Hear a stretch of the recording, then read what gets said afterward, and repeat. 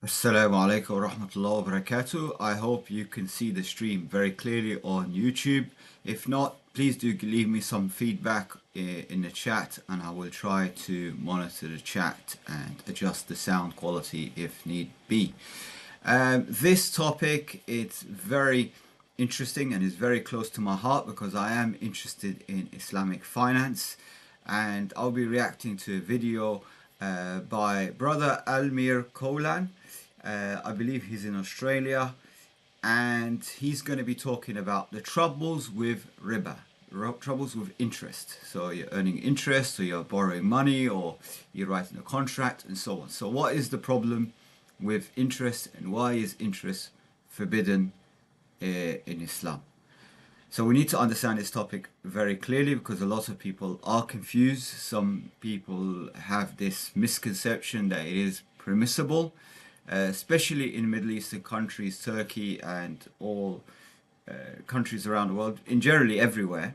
They accept interest as a form of way of increasing or investment, such as bonds and also loans and mortgages and all these things. So I hope this video will cover most of these points, and I will try to give some of my opinion and feedback as the video goes on. I'll try as much as possible not to interrupt and let the brother explain in his own words. He looks like he's very experienced. I watched some of his videos in the past, and also he appeared on the Dean show with Eddie, so he is very popular, and mashallah, barakallah fi, he does a fantastic job and is very good at articulating and explaining with evidence his points as well. So I hope you do benefit from this, and I highly recommend you watch the video till the end. I haven't. I'm watching it with you right now, so we can both benefit, inshallah. So let's get started, and we'll take it from there. Bismillah, alhamdulillah, wa salatu wa salam ala Rasulullah. Thank you very much, everybody. It's my pleasure to be here at Preston Mosque. Place has changed in recent time.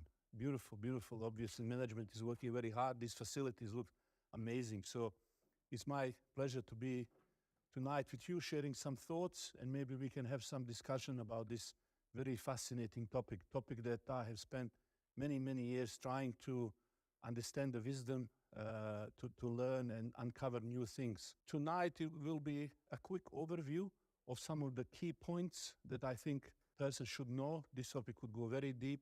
What is the term itself in a language sense when we say riba? It simply means increase, but in the Sharia sense, it means something that is unlawful type of increase. When you read translation, you will usually find either usury or interest. And I'm not sure if you know idea behind this. Anyone here, have you ever seen in the bank that they advertise usury rates, or it's usually interest rates? Interest is a kind of, in English language, very nice word. It's everybody wants something for their own self, in their own interest. But this has a roots in their religion, because in Christianity as well, interest was prohibited, and then they would split the interest in something that is a lot of interest, which is what they call usury. And even until today, you would have usury laws, for example, for credit cards and so on. And that is like those shark loans might be prohibited and so on. And then they would say, if it is certain amount like what we seem acceptable, then we say that this is just the interest and this one is permissible. So in Islam, we don't differentiate it in these categories. Whether it's a little or a lot, we call the same thing: interest, usury, riba, it's all the same. By the way, none of these words do this topic a justice, because the riba is the concept which far precedes the one or even the definition if you put a paragraph. So you cannot capture it really in very few words. We know Islamically, Quran is very stern warning giving around this topic. And for example, we see that those who consume interest cannot stand on the day of judgment except as one stands who is being beaten by devil into insanity. And why are these people in such a difficult situation on the day of judgment? It's because they were saying that trade is just like interest. they were comparing these two things are very similar. And this is a very well-known argument. People would rebel this way. This is such a type of a sin that it's been equated with a war with Allah subhanahu wa ta'ala. And So yeah, I'd like to add the brother is very correct on that point. I had many discussions with family and friends in Egypt, and they always equate that interest is a form of trade. It's a business. It's the way the bank does, does business, and unfortunately they miss the point, and they miss the instructions and the verses from Allah where Allah warns those who participate and make that statement that they're actually making a declaration of war with Allah. So although they profess to be Muslims, it's not very much Islamic if you don't submit totally, holistically into Islam. So if you argue with the statement and the laws that Allah has already governed upon us, then you're making a declaration of war. So be careful, brothers and sisters, friends and family, whoever, be careful making such a statement, because you are being described by this verse. Be careful what you say and what you make as a statement. You don't want to be this. his messenger sallallahu alaihi wasallam. That is why in Islamic economy we always will have a strict enforcement of this issue. So Umar, for example, radiallahu anhu, when he was Khalifa of the Muslims, he would monitor activities on the market. He would have like auditors, people who are inspecting the market, just like Prophet sallallahu alaihi wasallam would do before him. He would look what's happening in the market and see is there something going on that would harm participants and so on. And so he would say that if you don't have understanding of business transactions, then you shouldn't deal with our markets.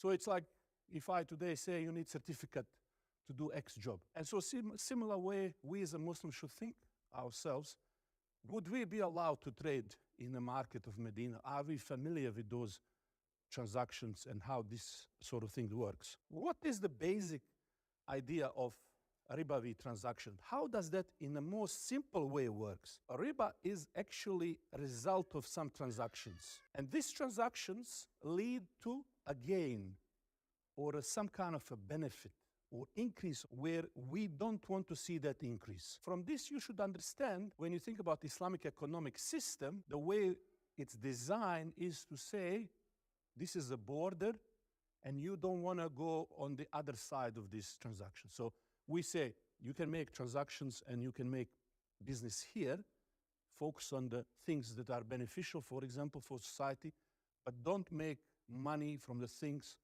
that are not beneficial for society or that might have detrimental effect on society. What would be a little example is when you gain a surplus from an exchange where we don't want to see surplus. So for instance, when you are exchanging money for money, let's say it's the same type of money, dollar for dollar. In this case, there should be no increase. So if I'm giving you $100, I cannot get 120. So if I give you 100, this is what we call a loan. Loan is an act of charity in Islam, and we should not commercialize the loan. What is the loan? Both things that you are exchanging or giving are the same thing. I'm giving you something, you're giving me same back. That's the loan. That's the loan. As opposed to what is the business transaction? It's the opposite. I'm giving you something and I'm receiving something else. Maybe I'm giving you monetary asset and I'm receiving, let's say, other physical asset. So this is the difference between a business and a loan, commercial and the loan transactions. Now, where do we get these rules? Of course, you open any book of business transactions, you'll find a lot of these rules. For example, Prophet ﷺ said, gold for gold, weight for weight, like for like. Whoever gives more or takes more has engaged in riba.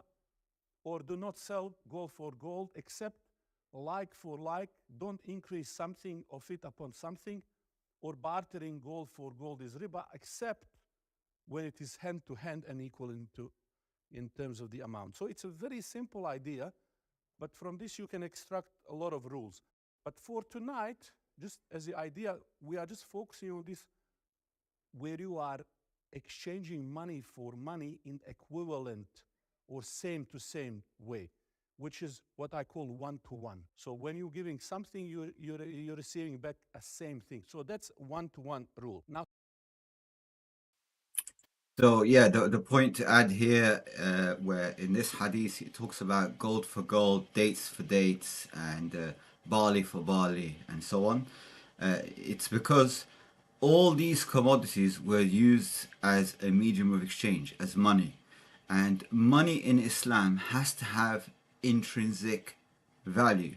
Therefore, fiat currency or fiat money that's used today as a legal tender is actually haram in Islam. It shouldn't be allowed to be used.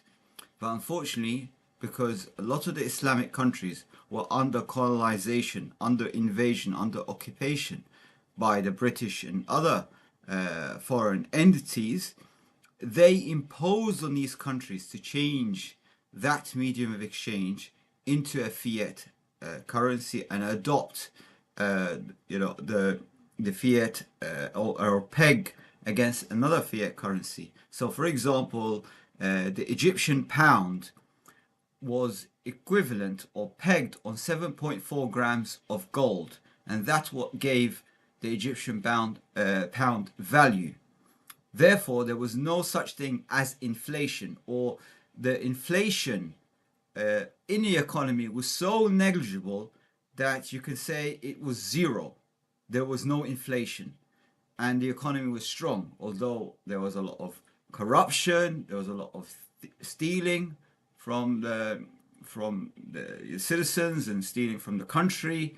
And I'm not saying the leaders were all honest and sincere, but obviously they were corrupt. However, the country was still stable from an economic sense, at least. However, after the invasion, when the British entered Egypt in 1912, they then imposed on the Egyptians to change. The first thing they did is they changed the thing and they banned education because they wanted to create a generation of ignorance. And then they killed all the scholars. It became a criminal offense. It became worse than committing murder. You know, it became such a serious offense that they will basically shoot you to death on the spot in public square, and they assassinated a lot of the scholars.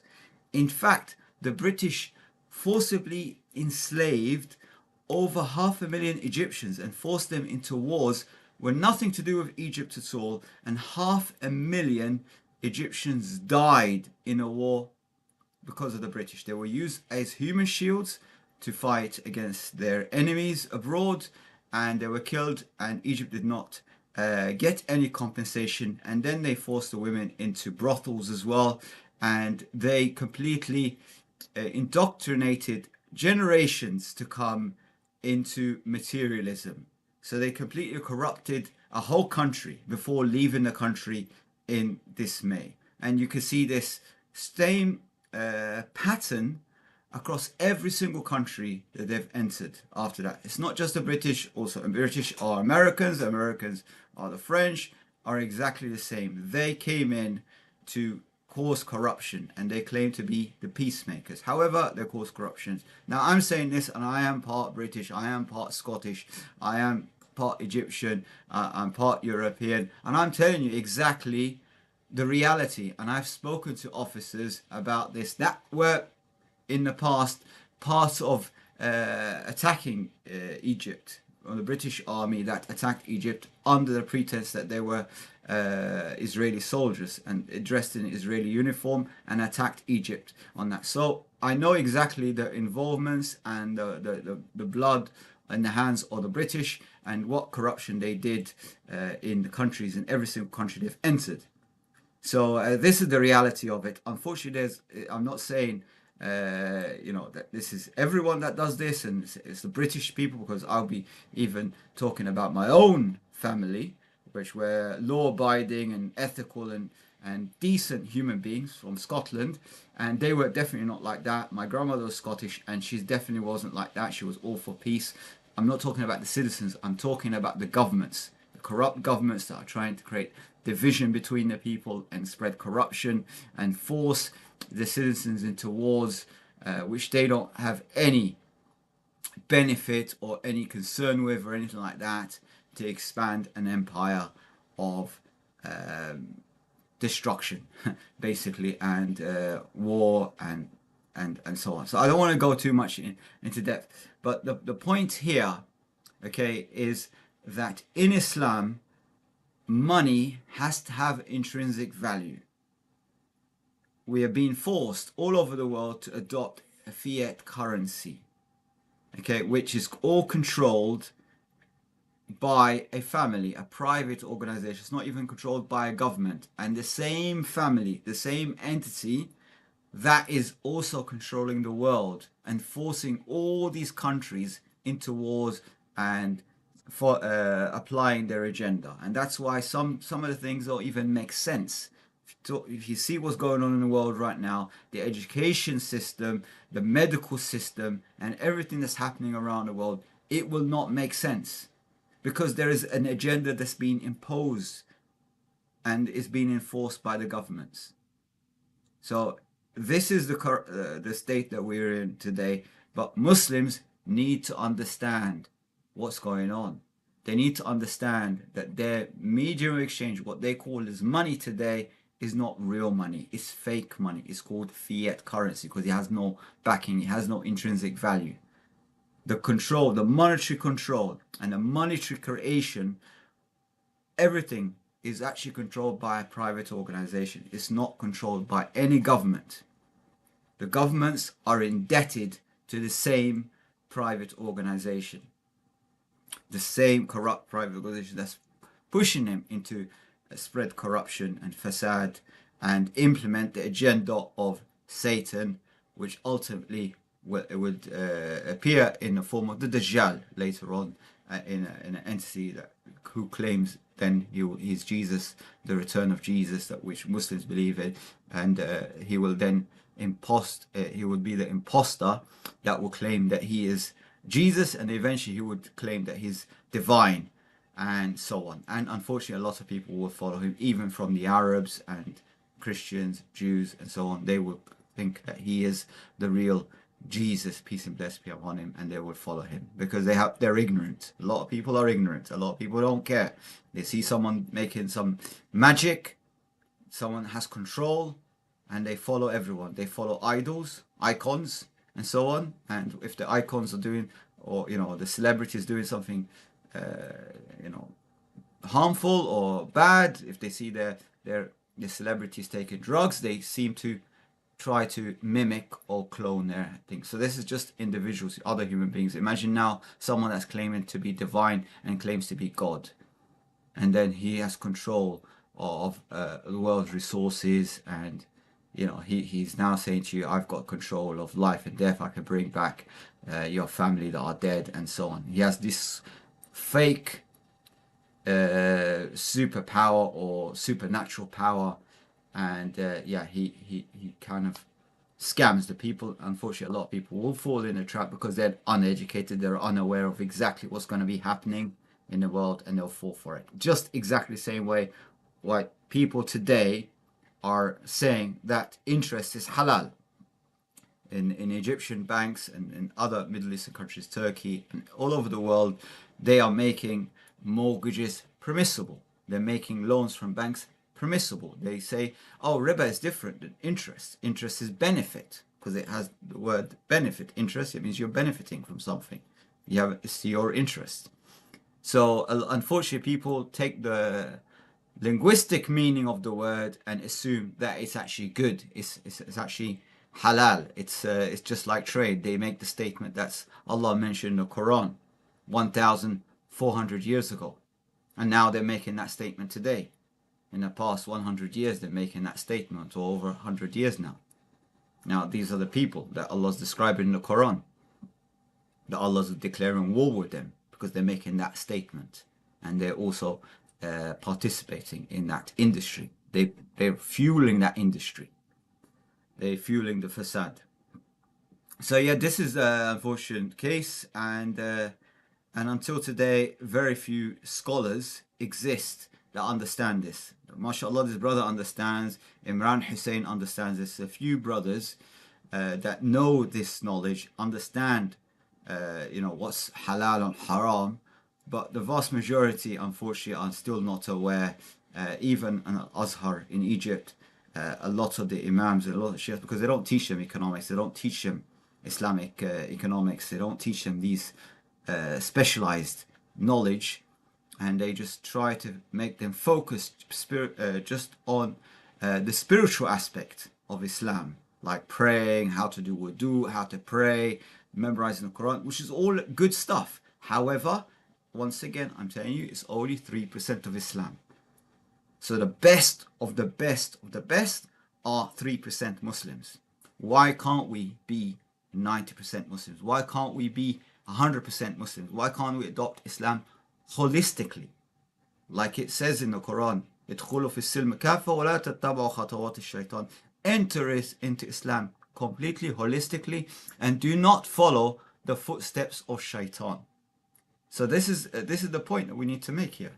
We need to focus on returning back to Allah, and no one's perfect. We all have our faults, but we have to recognize. The first step is you have to diagnose yourself. You have to understand what is your sickness, what is your illness, what is your addiction, what's your vice, and then you try to overcome it. If you're overweight, that means you have to do something about it. First, you have to identify you have a problem, a weight problem, for you to start trying to go on a diet, try to adopt a healthy lifestyle. You need to identify first. But if you're not aware that you are actually obese and you accept it as it is, and you say, well, I'm obese, I have to accept it as it is. No, you have to get up, get up and do something. Do some exercise, do some walking, start a diet, cut out the sugar and carbs from your diet, start working with your body. Listen to your body and see how you can improve your health. Get some blood tests done, identify what the issues are, and then work with it. Set a plan to get back into health. Likewise, the same thing. The country or a government needs to first identify the problems. They need to recognize the problems. They can't just keep borrowing money from the same entities that are trying to destroy them. And loans to governments has different prerequisites, different conditions than a loan that when you're borrowing money from the bank for like a personal loan. For them, for a country, for example, like Egypt, to take a loan from the World IMF and so on, they will be requested to apply certain rules, which goes completely against Islamic social system, goes completely against the political system of Islam. It goes completely against the social fabric and the economic system, and it goes completely against Islam as a whole. So they need to adopt certain things. They need to sell their resources, give their resources, give access to certain things, allow certain haram activity to take place in the country. So they need to compromise Islam in order for them to get a loan. So not only would they get themselves indebted, they would sell out their religion. They would sell out their akhirah for this dunya. That is what's happening. And it's not even as if they will get even this world, because they're selling out this world and they're selling out the akhirah. So it's a double loss. They're losing both ways. They're losing this world and they're losing the next. Those who are in power. Of course, if you're not in a position of authority, if you're not in a position, you're not going to be questioned. Only the person who's in charge, only like the father, he will be asked about his children. So if his children are doing something wrong, the father will be punished, because he's supposed to be the leader. He's supposed to guide them. He can't just leave them in front of a TV or allow them if he sees them doing something harmful or they're about to harm themselves, and he just watches them. He has a responsibility as a father. He has a responsibility as a husband. He's the guide. The mother also has a responsibility on her family. So their education, their guidance to the right path is a responsibility. So if they turn out misguided or they do any haram before they become mature, the sins are on the parents. Likewise, if a country does wrong, the sin and the punishment, the judgment will be on the government, the people that are in a position of authority, that can accept or refuse, who can draw the line. So that's important to know. I hope I've clarified this. I do tend to go on because I am very passionate about this topic, but I just wanted to add my 2 cents worth here to tell you what exactly is going on in this world. I hope this brother covers it. I haven't watched his this particular video. I watched other videos. I hope, inshallah, the way he's explaining things step by step, which is really good. And I hope he does cover what's going on, especially in so-called Islamic countries, or the countries that profess to be following Islam, or predominantly Muslim citizens. This is the countries I'm more concerned about. And I'm more concerned about the people that profess to be Muslims, how they are understanding Islam and how they're implementing Islam in their life. It's not just a title. It's not like you're born. It's not something that, yes, we all born Muslims, of course. Everybody, everyone, every child that's born is born into Islam by his fitrah, by his, natural disposition. And then it's your parents that make you an atheist or idol worshipper or whatever. That is true. However, we can't be the people that just say, oh, that's it, I was born from a Muslim family, therefore I'm untouchable, basically. We're not like that. It's not something that you can inherit. You're not guaranteed anything. You have your own book, of your good deeds and your sins, and you're the one that's filling that book right now. What you do today is going to echo for eternity. Yeah? So you need to understand this. I took it from Gladiator. He says something similar to that statement. So, yeah, definitely we're going to continue watching, inshallah.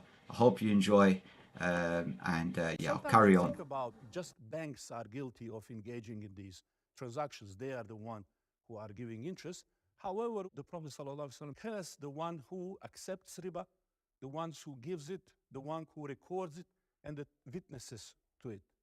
And the reason for these people is very simple. Who could guess what's the reason why all these people are involved in this curse? What would be the reason? They are not just encouraging, they are actually a legally required part for this to happen. So without these people, there would not be this contract. Okay, just like a marriage contract, if you don't have a witness, it falls apart. So anybody who is directly involved and it's building this contract is engaged in this. Now, that wouldn't necessarily be somebody who is witnessing it later on. For example, accountant. He is not directly there. Let's say he does your tax account and he says, oh, this time you paid such and such. Okay, so for accounting purposes, let's say he is doing your statement of the facts, what you are doing. He's just writing down what you did. He is not included in that because he's not making it. He's just witnessing, just like you witnessing, for example, somebody being married 10 days after they're married. You are not the witness in the marriage just because you see the couple on the street after.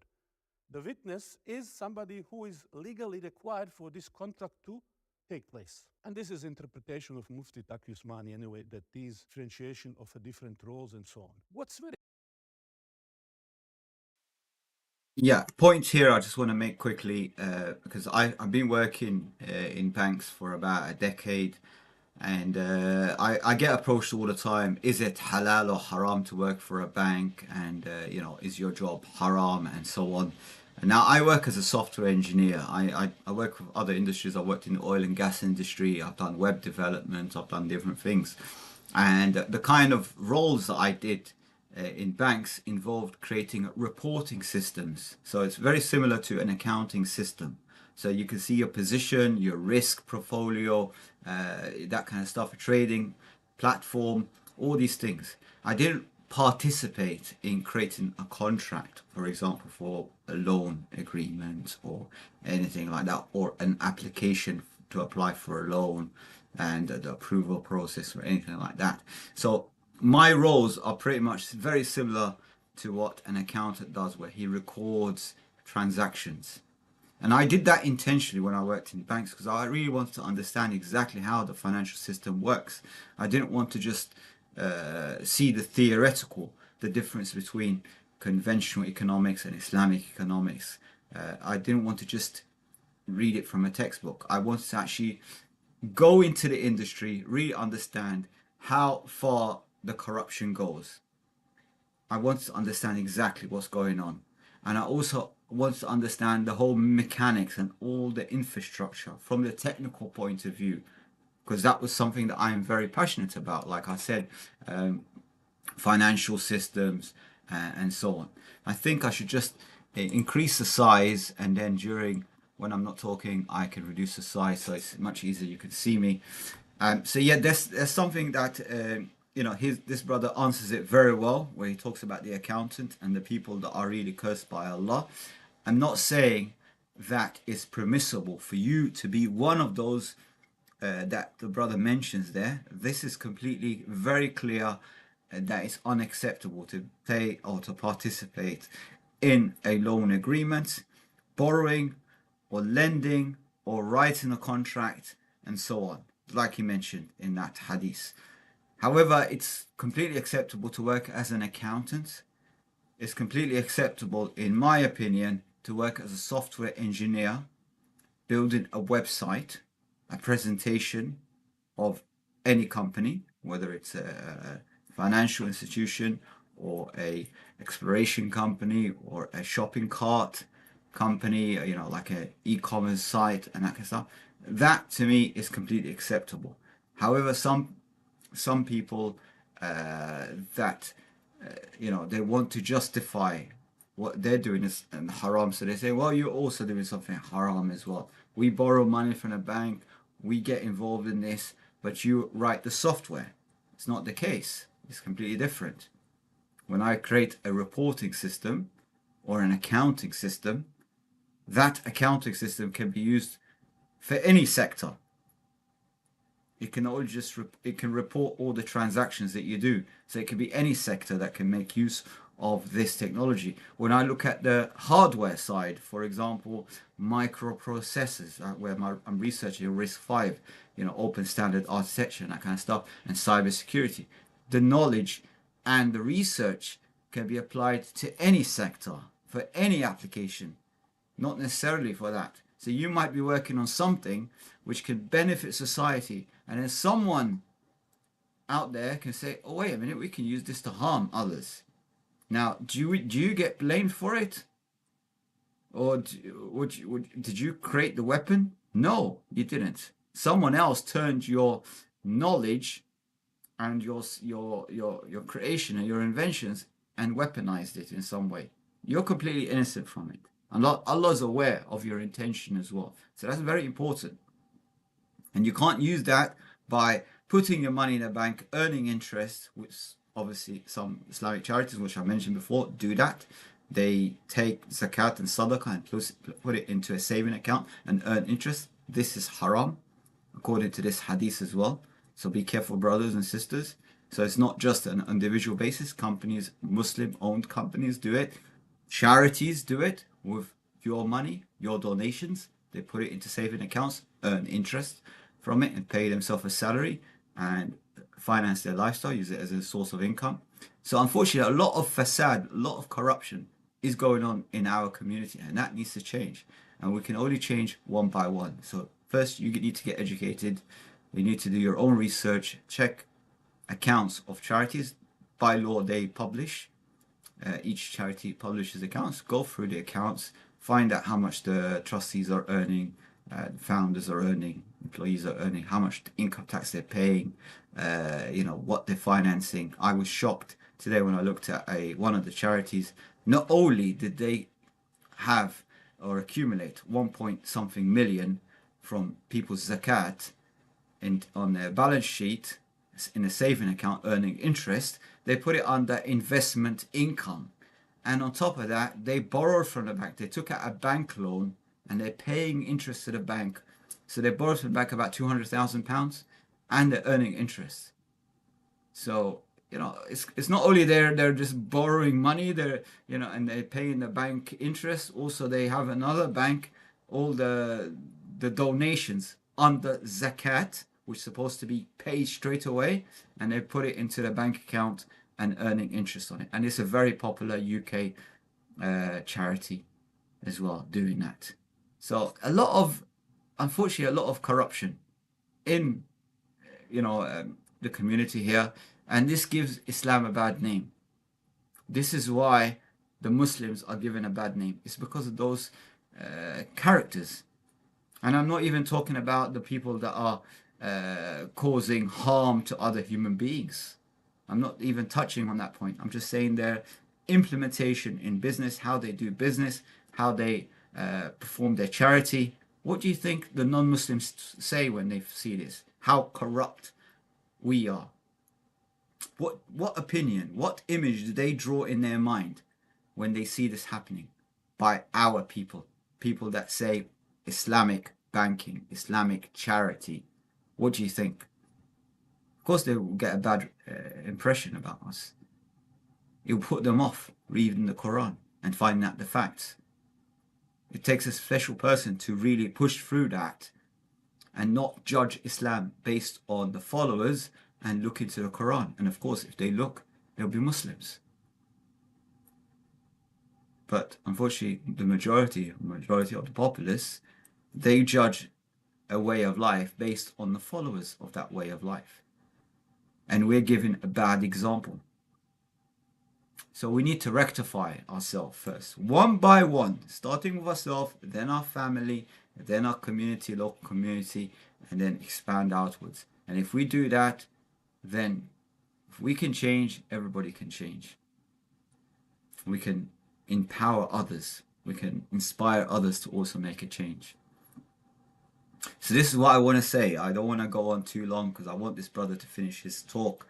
It's very beneficial and very useful, but I felt I just had to go in and explain this point to clarify a little bit more, so then anyone that's watching this video can really understand and get that answer very clearly, because I know at least a couple of brothers that mentioned and asked me that question probably will watch this video, and that message will be directly to them.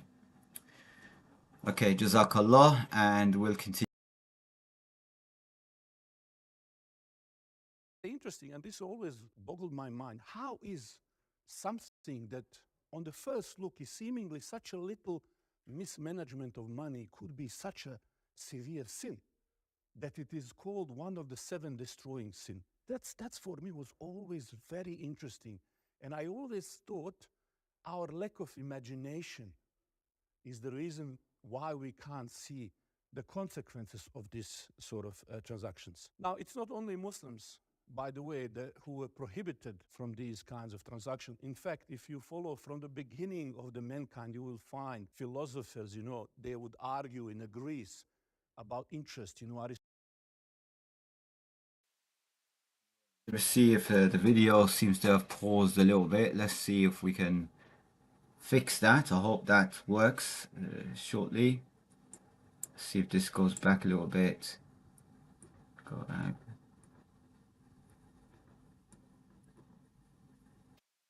Again.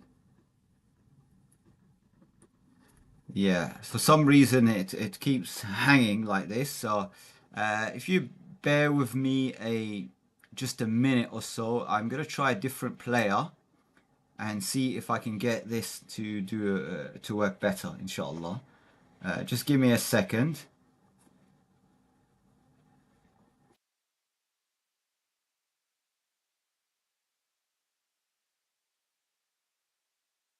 Bismillah, alhamdulillah, wa salat.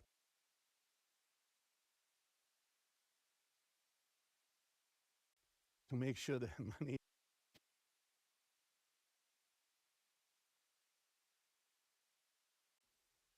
he is not included in that. Excommunicate Paused usurers, again. people in sale is that it must be fixed. So let's try to get to this bit. They would argue in a Okay, Greece 1 second. about interest. You know, Aristotle. Bismillah.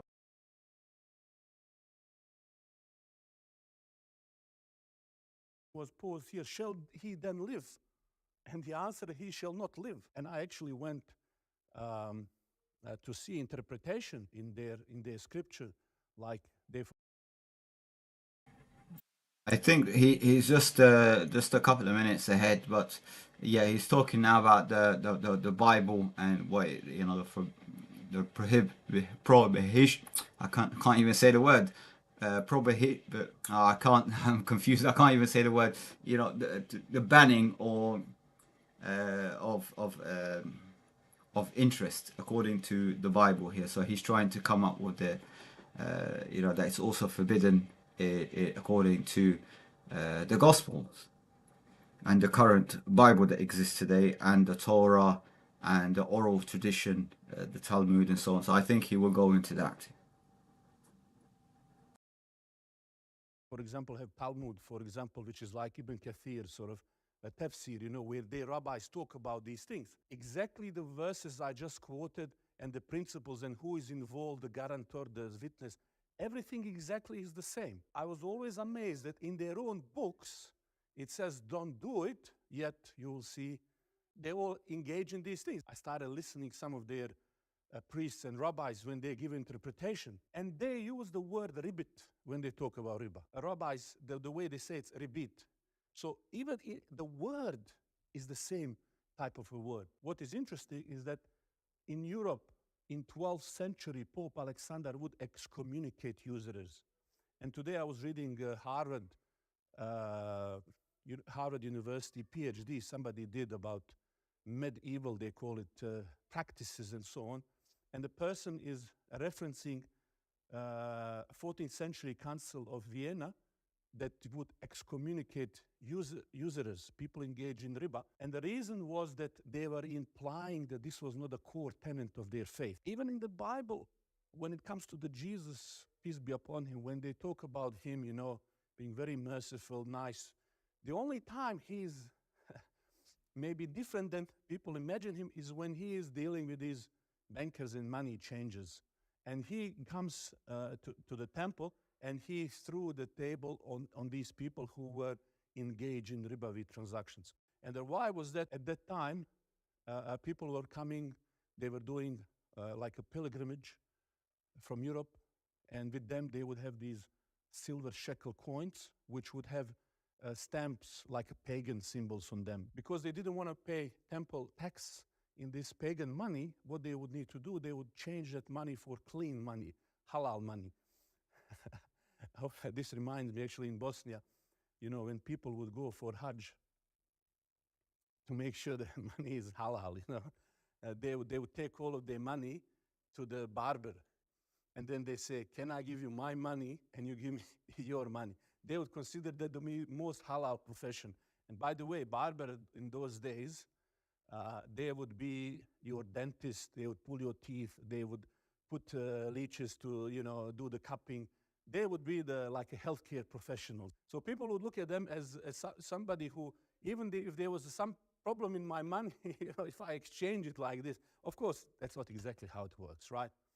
But we see this, and the sentiment around this issue was so polarizing in Europe that Shakespeare wrote a book about it called Merchant of Venice. And in this book, he's talking about a character named Shylock. Shylock is actually a Jew who lives in Christian Europe. And what's happening in Europe at that time is Christians are, as you see, they cannot engage in interest. So the Shakespeare wrote a play as a commentary of the culture or society that was happening at that time. Young man, as it is normal, he got in love with this beautiful rich lady, and now he's poor guy. He cannot afford to marry. So what does he do? He goes to the banker. Now these bankers operate underground. So basically Christians would bring Jews to give them these loans. And then they would hate them for that. Okay? So it created a very polarizing dynamic between the Jews and the Christians. So the Jews somehow in their mind, they said it's prohibited when we do it to us, but it's okay when we do it to the Christians. And so this created very big animosity. And so what Shakespeare is describing is that this Shylock money lender, he demand the payment in flesh, pound of flesh, which is why in English we, until today, say when somebody is demanding something without any justice, treating people like objects and extracting wealth from them unjustly, that they are extracting pound of flesh. So that goes to that case. And I was recently listening the interview with one of the crime mob boss from US, Sunny Bull Bhagwan. He was giving a first time ever crime underboss gives the interview. And at the end, interviewer asked him, what would you do if you could now go back into the business? He's like 70, 80, he's been just released from jail. So he was killing, mobbing, evading tax, ripping everybody. And they asked him, what would you do now if you could go back? He said, I would do Shylocking. I put it away, and then it broke, it fell and it broke. I didn't get 3 cents for this thing. No, here's what I would do if I was in the market. That's a true story? That's a true story. Oh, okay, yeah. That's a true story. But it's a crazy story, but it's true. What I would do right now, I think, is give out loans. Small loans to people. Shylock loans, yes. More or less, not Shylocking, but because today in society, most people are broke. So small loans, 500,000, 1,500. Today that's considered legit though. It's legit now. Yeah. So if I was in the mafia, I'm not going to get hurt with that, and I'm going to get my money back real quick. They do it on cars. People, you got bad credit, we'll pay for it. The car, it's a $5,000 car. Put $2,000 down. I'll give you the other $3,000. I can always confiscate your car if you don't pay it, and you can make money like that. You can make it now without beating them up or doing anything. Did you do anything? This is what he would be doing. It's very, very interesting. Okay, that this out of all, that this in his mind is the top of the game, a thing to do. So some of the wisdom of prohibition of riba involves that it goes against mutual cooperation and the spirit of partnership. It puts people against people in society. It could lead to acquisition of the property by wrongful means and harming the needy. Also, by prohibiting riba, sometimes people say, but it could be helpful for somebody. They could buy property or they could do something. But idea here is just like with the gambling and wine, and people say, oh, one glass of wine, good for kidneys or something, or I do gambling and I'm okay, I made money actually. Sure, maybe somebody on those scales might, do something that might benefit them. But what we want to see is removal of possibility for injustice and exploitation. And in general, in any economy, this system of lazy making money without engaging in something real drives the capital owner from a real business and enterprise. This is a real economic activities that actually contribute to the welfare of society through the commerce, manufacturing, construction, and so on. In our understanding, money is something that is medium of exchange that help us do business and trade, and riba violates the entire rationale for which we have money. Eddie from the Dean Show recently asked me, have you seen this Nico and these other people talking about riba and this is why it is prohibited? So I said to them in their own language of the young people who talk about matrix and programming, I said in reality, riba is the deepest societal programming that you can see today in society. And this is why Umar radiallahu anhu used to say, beware of debt. Even this is the halal debt. It starts with the worry, at its end is the war. And we've seen this in a history of our Islamic states or in the Khilafah. Last country that was resisting engaging in interest was Turkey, or Turkiye as they call it. And in 1800s, they implemented reforms, Tanzimat reforms. They reorganized their financial system based on European laws and French models and so on. Just like today, overwhelming idea was presented, and that's the societal programming, is that If you want to run economy, everybody must follow the same orthodox way. And what is the orthodox way? It's the same way you respond when you have inflation. There is one way to respond when you have problems. There is this way. So these are the always societal pressure. And unfortunately, as a result of them starting to borrow, they get into more and more debt to finance the wars and other things. And the people who were financing at the end, they started banks inside empire that sped destruction of the Ottoman Empire. And so it's a big story, this one. This continues until today. Actually, I was just last year in Turkiye making documentary about their economy before these elections, where I tracked down their last 20 years of economic growth and how monetary policies, the only country where the president said, we will go opposite to what everybody is saying. Everybody was saying increase interest rates as a response to inflation. He was the only one who was saying, no, go opposite, decrease it. And they went through the whole heaps of challenges and problems and so on. Documentary is on YouTube, you can see it for yourself.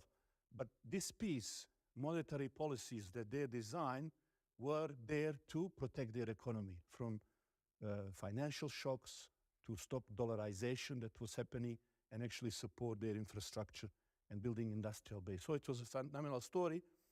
Back then, it destroyed their country, and very soon after that, they would have cartoons. European newspapers would print these cartoons where Abdul Hamid Sultan was called sick man of Europe.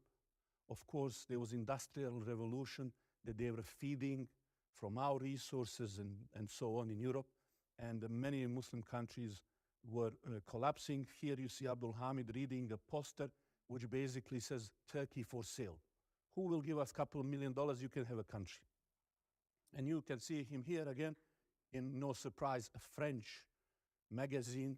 The caricature here is they're ripping apart Bosnia, Bulgaria. You know, they are like the hawks taking piece of the country, and he is there looking without any real power. Which is why some say there are two ways to conquer and enslave a country, which is one is by the sword and another is by the dead. That's certainly correct. So what are the actually types of riba? So types of riba, actually, there are two in a basic sense. So remember what we said. Riba, in a sense, is increase of something. Increase of what? Increase of two things. Whenever you exchange two things, you know, when you have a contract, there are two things. When you buy and sell, I give you something, I take something. So we say these are what we call subject matter, what I'm giving to you, and what you're giving me is, let's say, money or consideration. So always when you think about contract, there are two things that we exchange. Okay, I give you ownership of this, you give me ownership of that, right? So the transaction or a sale or a lease or commercial transaction is always exchange of ownership. I own this, you own that, we swap.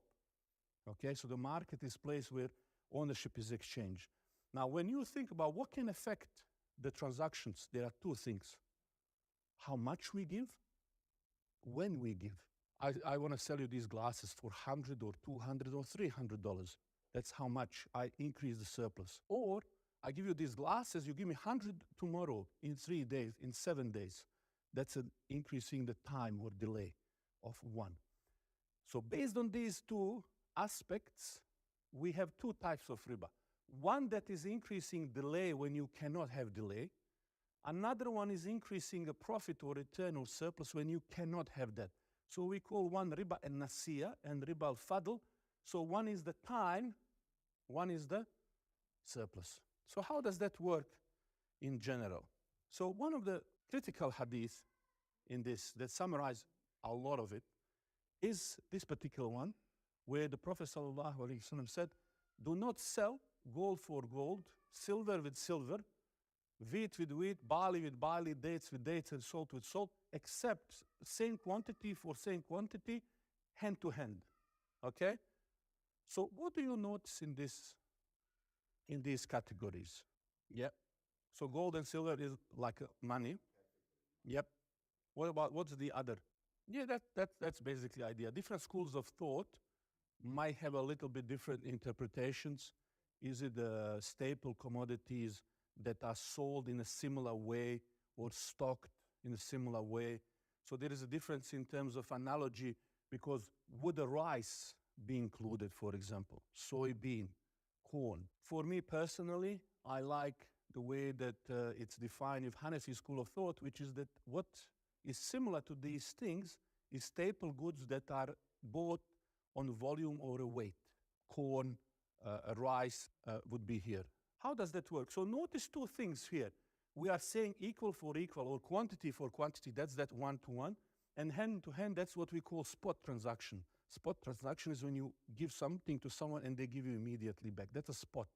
Versus credit is when I give you something and then you give me later on. So based on this, Imam Nawawi summarized the three key rules.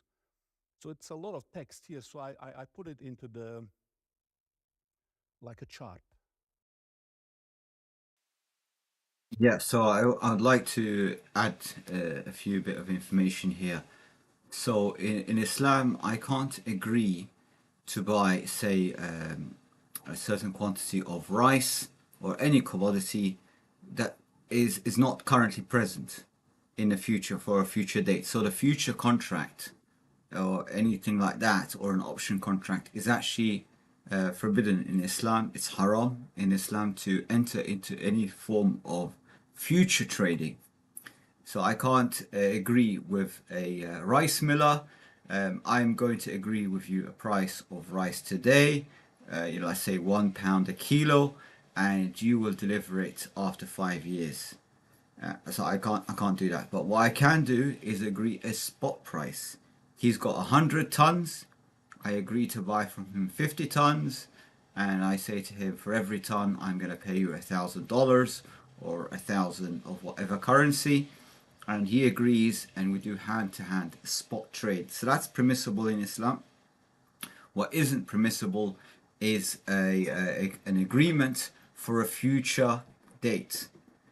And so this is completely unacceptable. I know a lot of brothers out there, and even sisters, and Muslims in general, that are profiting from future trading, speculating on the futures market, speculating on the currency market, and all that stuff. All this is haram, and is all considered as gambling and riba and haram types of trades. So you are participating in this. However, you can repent. As long as you're still alive, you can always correct your way. If you find yourself in a hole, you stop digging. You don't continue digging. You have to stop and start reversing back. Go in a different route. Okay? So it's only entirely up to you. And what you do is between you and Allah at the end of the day. And Allah is the judge. So no one can judge you, but you have to know what is right and wrong. You can't just go into your life blindly, continue in your haram lifestyle and think it's acceptable, or you will repent or go to Hajj and it would wash away all your sins like that. So continue sinning, and Allah is aware of your intention. So be aware of this. Allah knows what's inside your heart. You can't play games with your Creator.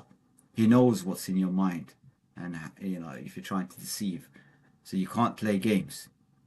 So yeah, be careful of this. But this brother's explaining the points, but I thought I'd add a little couple of things here and there just to clarify on that.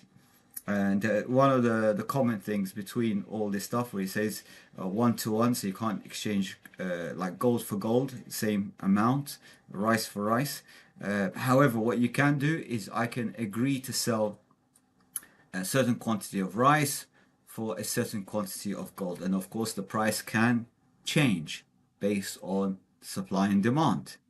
If there's scarcity in the market, the price of that commodity will go up. You'll pay more of a different commodity, and if there is a huge surplus of another commodity, then the value of that commodity will go down. So that's acceptable. I can buy for 1 gram I could buy X amount of rice, and then the same amount of gold, 1 gram, I could buy 2x amount of gold of rice, because suddenly The value of gold has increased because that commodity is more scarce, and the quantity of rice has increased in the marketplace, and therefore it's less scarce. Therefore, it's much it's much cheaper. So I could buy more in it today than what I could buy yesterday, because the quantity of rice is increased, the price is reduced, therefore I can buy double as much, 2x. Okay, so yeah, that's what it's all about. Yeah, if people are not aware, x is like a number. So for example, 1, 2. So if there was, I could buy two, let's say 2 kilos or something. I will be double. So it'll be 2 times 2, which is 4. So that's what it means, 2x. Okay, so x, you put a number and you multiply it by 2. I'm just giving you as an example if people are not very familiar with algebra or any of these mathematical terms. Okay, let's continue, inshallah. Easy for us, Instagram generation, we like a picture, a lot of text here. Let's not go into that. So this is much more nicer on the eye. So here, what we see is you have some assets, let's call it something that is not money, exchange for money, anything that is money. By the way we look at the money, again, we could have a discussion, is the gold money, it's this paper money, For our purposes, we'll consider everything that people agree is the money, that says money that you would pay zakat on if you had it, that's the money. This case, this is your normal trade. You want to buy coffee for $2 at a 7-Eleven or $5 in a restaurant, difference is 100%. You are free. This is a business. You want to charge more because it's more fancy place, whatever, do that. Islam doesn't say you have to do it this way or you have to do it that way. In fact, you don't even have to pay immediately on the spot. If you want to get that coffee and pay in 2 weeks, if somebody is doing that, you can do that. This will be all here. Spot or credit transaction, whenever you exchange two different things. Okay, that's all part of the business.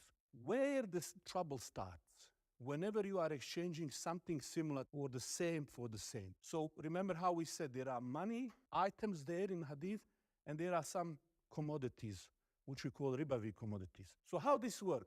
And this is how I think about it when I teach students I've taught this to thousands of students. So I figured out this is the easiest way to figure this out, but it can get very complicated.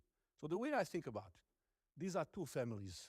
Money is one family, these goods are another families. Now, you could have a same family members or different family members. Australian dollar and euro, family of money, different members in the family. Australian dollar, same thing. Okay, so here's the rule. When you exchange same for same, gold for gold, silver for silver, and so on, or same for same, wheat for wheat, and so on, that mentioned, in these things, there are two conditions. One is it must be spot and one-to-one. Where is that from? Equal to equal, hand to hand, right? So what would be example of this transaction where this is allowed? No, not you. You already one tick. Next. Move next. What would be example? Give me one example. You have $100 in coins, small notes, and you go to the bank, and the bank says, okay, you have 110 of the coins, we'll give you $100 notes. So this is not one-to-one, right? Or they say, give us that money, we'll give you next day, it's not spot.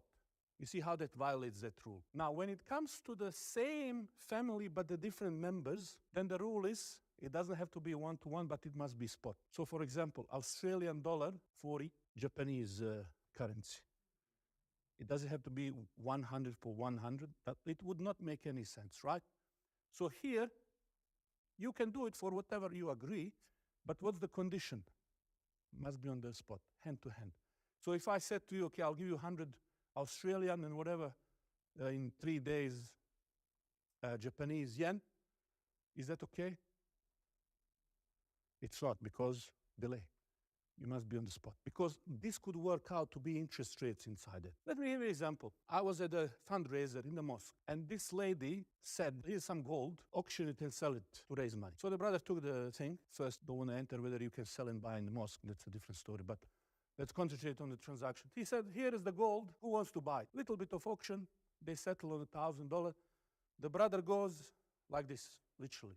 He throw it to him. Here's the gold. Bring me money when you can next couple of days. Is that okay? Why? So it's here. Must be on the spot. So gold, money, dollars, whatever, all of these you must conduct on the spot. So you cannot sell gold and get money later. Okay, so we engage in what type of riba would that be? What are you doing? Delaying. What's that called? Riba and nasiya. So inside the mosque, we are doing good things. We engage in riba. See why Umar prohibited people from entering Medina markets without knowing these rules? It's very easy. And he said, you will enter these things if you don't understand. Yes. No. It's not because default risk and possibility that person will not pay. It's not because of that. It's simply the principle as the idea, this is not allowed. How would you solve this? How would you solve it? Just like once Bilal radiallahu anhu came to the Prophet ﷺ, and he went to the market, exchanged some not so good dates for great dates. And he came to the Prophet ﷺ and said, look, this is a gift. And the Prophet ﷺ said, are all of your dates like this? He says, no. How come you came across them? He says, well, I exchange like a 6 kilo for 3 kilo. And he said to him, Bilal, this is riba.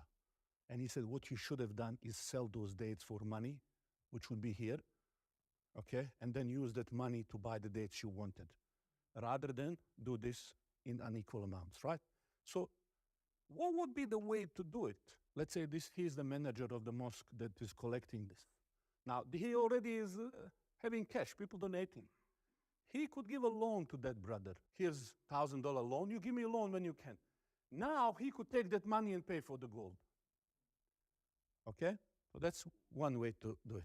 Yeah. So if you have the situation where you pay in installments, you see all of these need spot when it is same or similar to similar. Only time paying in installments is when it is not money involved. So when you buy something that is not money by itself, okay? So you buy the house, you buy the car, you buy a laptop, you buy anything. That is when you don't have this restriction. You don't have these restriction here. And just to remind us, where is that coming from? It's here, gold with gold, same for same, equal for equal, hand to hand. Okay, this is the idea. Now let's see some examples. 100 years. Okay, just put a quick point here. I agree with the brother and his explanation in everything that he said. However, just a slight note, money, by its definition, has to have intrinsic value. So only something that's based on gold or silver or any commodity that has value, that can be used as backing of paper currency, or or it can be used as a form of a medium of exchange because it has intrinsic value. The value of the money is in the money. However, what we have today, the fiat currency, or what is classed as money today, like a US dollar, GBP, British pound, or Australian dollar, and so on, all these are not real money. They are a fiat currency. They're a currency. You can call them a currency because they don't apply the point that they have intrinsic value. None of them have intrinsic value because they're all based on interest-bearing bonds. For example, US dollar is backed by treasury bonds. The higher the interest, the more valuable. And when they raise the interest rate by the Fed, you see the value of the US dollar increases because people start buying the US dollars because they can earn more interest and so on. So that is a point to bear in mind. It's not money, it's classed as a legal tender by the government. So a legal tender is when you go to a shop and they accept it because it has backing from the government to say this is a legal payment for any goods. So they price everything on that particular currency. So you go to a European country, everything is priced in euros. You go to the UK, everything's priced in sterling. You know, very rarely you might see a shop that prices things in euros or bitcoins and so on, because they also accept cryptos as a form of payment. But then these cryptos are not backed by the government. They don't have a legal tender. So it's the vendor is accepting it on his own risk, and their basis, their value, is based on the perceived value of the market, or the people that are trading. So if I'm prepared to sell a car for 1 Bitcoin as an example, then the value of that Bitcoin is the value of my car. But if I say no, I don't want to get paid in Bitcoin, I can only accept sterling, then that Bitcoin has zero value because it cannot buy and pay or be accepted as a legal tender. And in the early days when I was involved in Bitcoin, mining Bitcoin, there was no one accepting it. So we, used to get Bitcoins for free, very easily from mining. You could easily mine a lot of Bitcoins. At the same time, it was given for free when you're playing online games, or they just were basically given away for any sort of participation on a website. So they had no value, and it's only that once they were accepted as a payment, for example, a payment for a pizza and so on, that kind of started the trend, and that's what gave it some value. Pay me X amount of Bitcoins, I'll give you a pizza. You can buy a pizza for that. And it was just like an experiment. Let's exchange, service. You make me a pizza, I'll give you these digital currency which I've created. So yeah, that was the beginning of it, and after that became the exchanges and so on. And yeah, it took off because the hype, the balloon pushed it higher. But is there an intrinsic value? Is Bitcoin or any cryptocurrency out there backed by anything which is recognized as something precious, like, for example, like gold or silver, platinum, even anything else, even rice? It's not. It has no intrinsic value. So it's another type of digital fiat currency. It's not classed as money. Money has to have intrinsic value. So it can only be dinar, dirham, gold, silver, that kind of stuff. The standardization, which was made by Umar ibn al-Khattab, he made the standardization of exactly the value, composition of a dirham. It needs to have X amount of percentage purity of silver, as well as the weight has to be a certain amount, and that's what a dirham was. And the dinar also had to have a certain purity of gold and a certain weight. Otherwise, they'll be cheating. Yeah. So there became standardization of what the value of a dinar is, value of dirham, and that was the value was based on the weight and the composition of that coin. And that's it. So I just wanted to highlight that. But everything else he mentioned there is correct. The red basket and the blue basket, he's trying to illustrate different types of commodities. So this could be barley and wheat, or barley and rice, or it could be any commodity. So you can have different quantities at either end. But if it's the same kind of commodity, you can only exchange it like for like, one for one. Other than that, you cannot do that transaction in that way. Otherwise, it would be considered as interest. Yeah, so that's fine. Let's see what he's going to share with us, inshallah. Okay, let's. USD 430 Australian dollar spot. Where is that? So let's say 1, 2, 3, 4, 5. He numbered these. Where is that? Is this permissible or not? So it's okay because it's on the spot. Okay, we can do this. What about this? 200 euro for $250 in 2 weeks? Yes, no? Where would that be? 3 again. Same for same, just different family members. Okay? What about house? 5 years in installment. You say, I'll buy your house, I'll pay over 5 years, in installments every month, whatever amount, in 5 years done. So it's a first. What about if somebody put the option, you're negotiating and somebody asks you, okay, how many years you're going to be paying? Okay, he said 10 years. Okay, then it's 550. Is that okay? So this is the permissible, as long as that's the one choice that is locked in. You could have it as a two choices that you offer, but you can't have it in the contract as a two choice. So it has to be either this or that.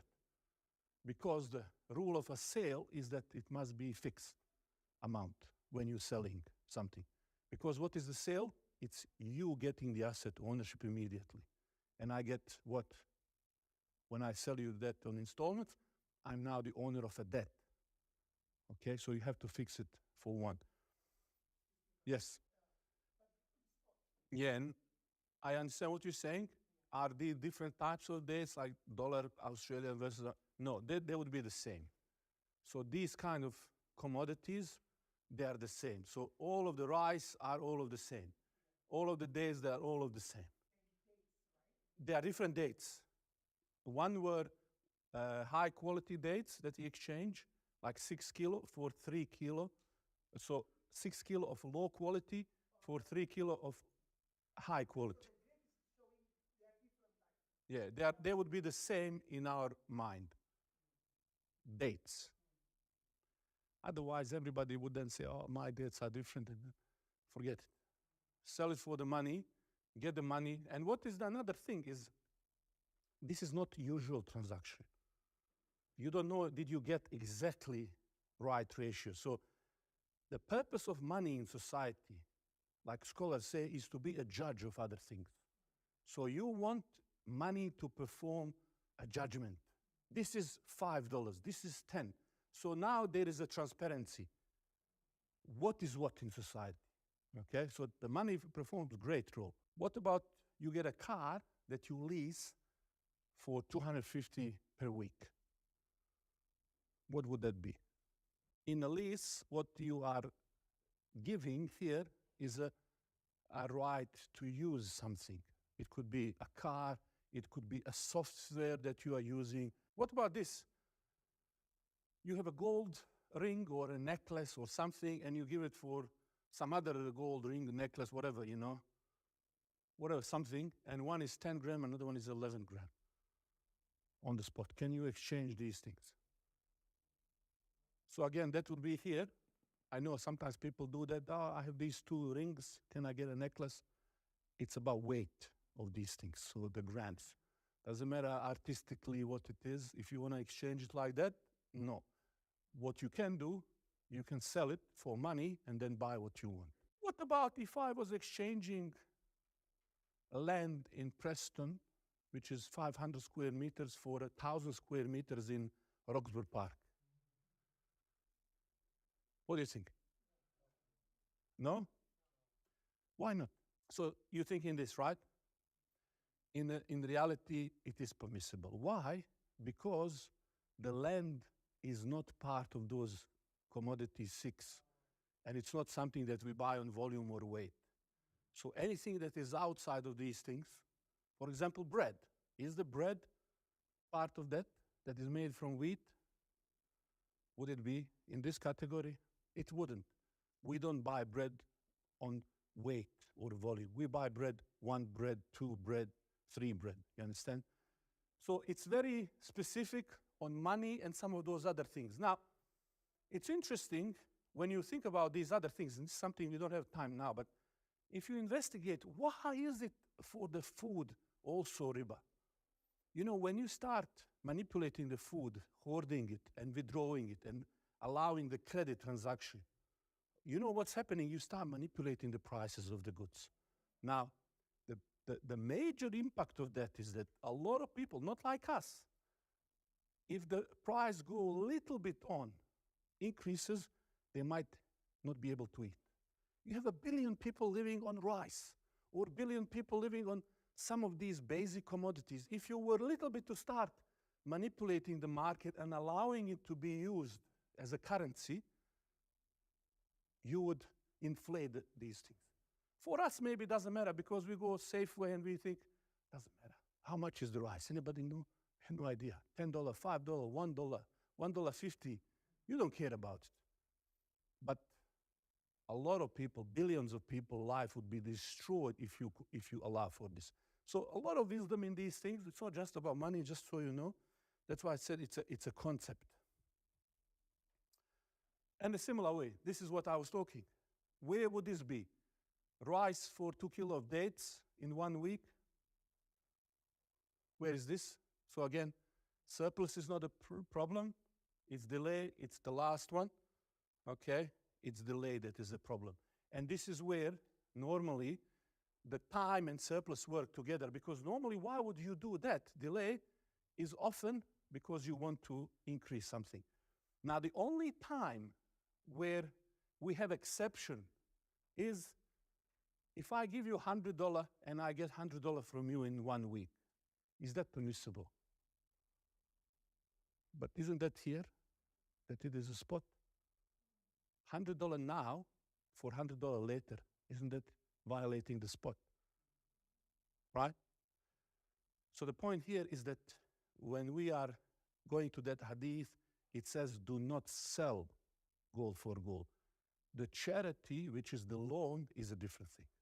So when you have a charity, when you're giving, this rule of a spot drops, but one-to-one remains. Otherwise, you wouldn't be able to give anybody any Qad Hasan law, right? So how does that build the system then? In conventional system, the way money works is that you sell money for money.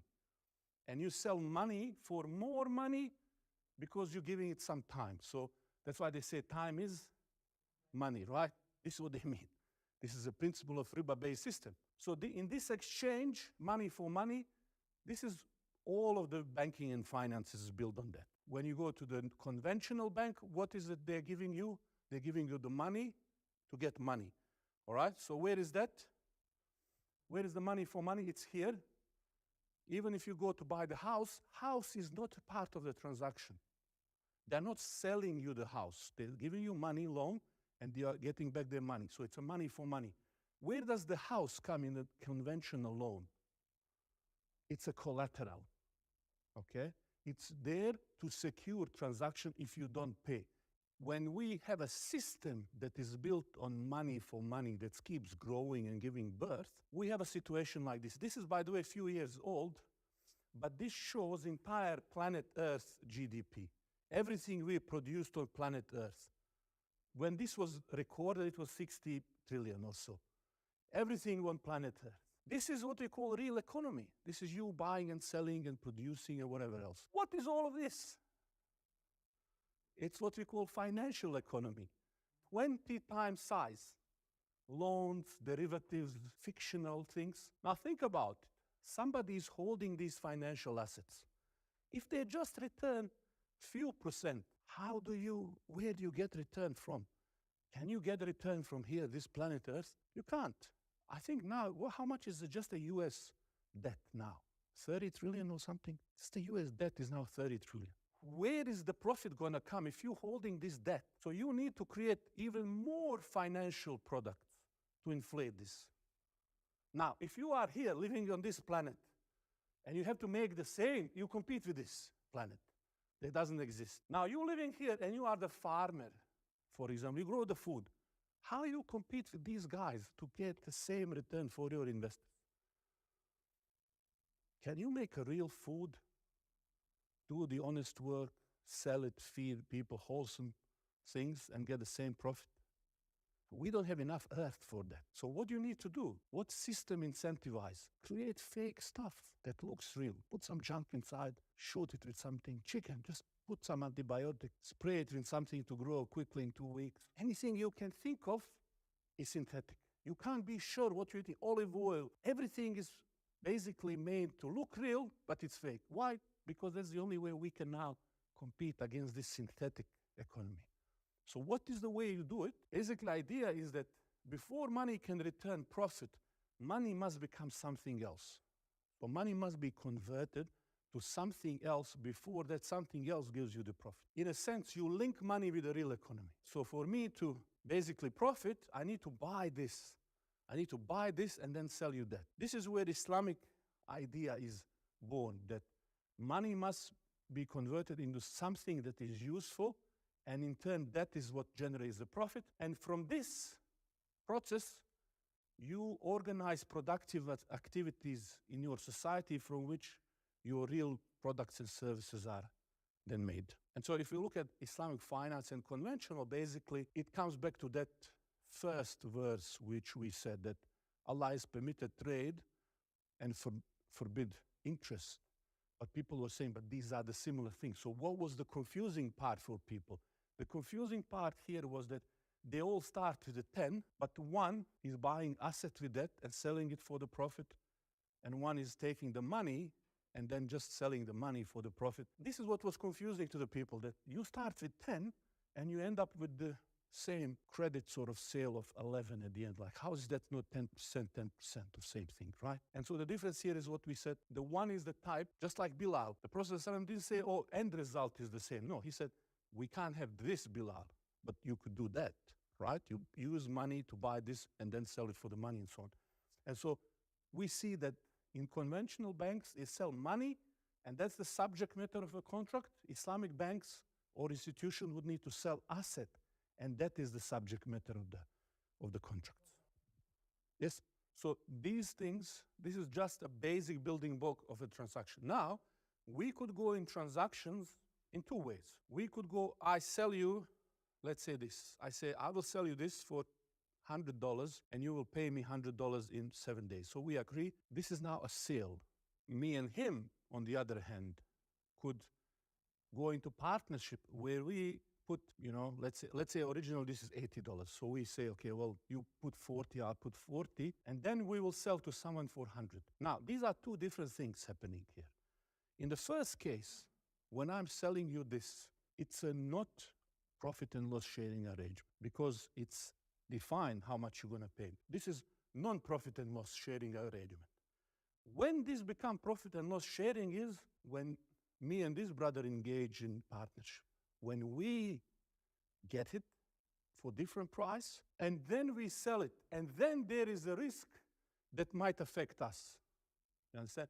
So based on this, we have two modes of financing in reality. One is a debt-based, where you sell something. And another one is what we call equity or profit and loss sharing, which is when we partner. And so they are generally, these are the typical ones. So the first two, musharaka and mudaraba type of arrangements, this would be arrangement when we would say like a joint venture types or investment partnership, whether both party or some parties give some money or something else.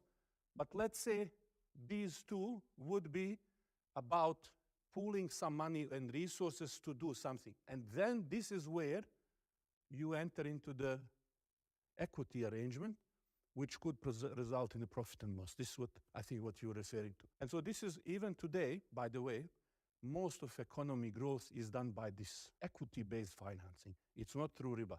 This is another one of those programming ideas that people think, how can I grow startup? How can I invest and grow and do this? Even until today, when you look at Silicon Valley or these startups, they grow and start from equity. Somebody risks the capital so that you can grow. You are small, you're just starting. You don't have a building collateral to secure the loan. And I don't want that return, 7%. I don't care. I want 100 times profit. When Tesla started, you think Elon Musk, who put tens of millions, you think he was after 100 million? No, he wants $1 trillion. That's, he thinks Tesla will be, I don't know how many $1 trillion company or more. So he wants 100 times profit. So this is risk and profit and partnership. And that's what drives economy today, entrepreneurship. The rest of the transactions, which is your sale-based like murabaha or lease-based ijara and some other types, is when you are just simply transacting. Now, based on all of these things, as a Muslims, we can then start organizing our own economy. And we say, okay, how can we then engage? For example, in Medina, they would use salam, which is opposite of murabaha, salam to finance food production. So when the Prophet ﷺ came to Medina, he saw people giving money to the farmers for a year or two to get the crops later on. Where was that? In a business. Asset for the money, right? So they would give farmers money, and then they would give them produce later to finance the production, to do these kinds of things. So for example, if you are thinking about these kinds of transactions, okay, that could be also construction type of arrangement. When I was in Turkiye, for example, they're using this system of istisna, or similar to what we call today public-private partnership, PPP, build, operate, transfer, just like we in Melbourne have done CityLink. Somebody built the CityLink roads, then they use that to recover the investment and the profit for, let's say, 20 years through the toll, and then it becomes in the hands of the government.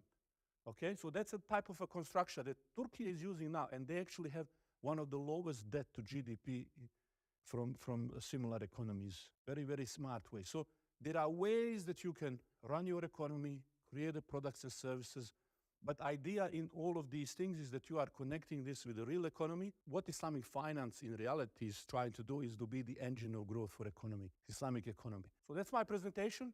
If you have any questions.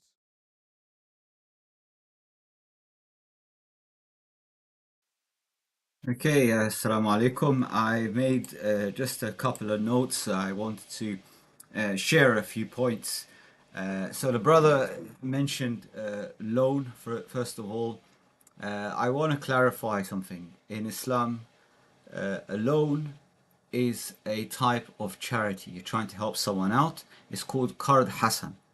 So it's something that, an act of charity that you do to help someone out when they're in dire need, and they have the intention to return that to you once they're capable of returning it. You don't overburden them. You don't pounce on them every once in a while, return a debt and so on.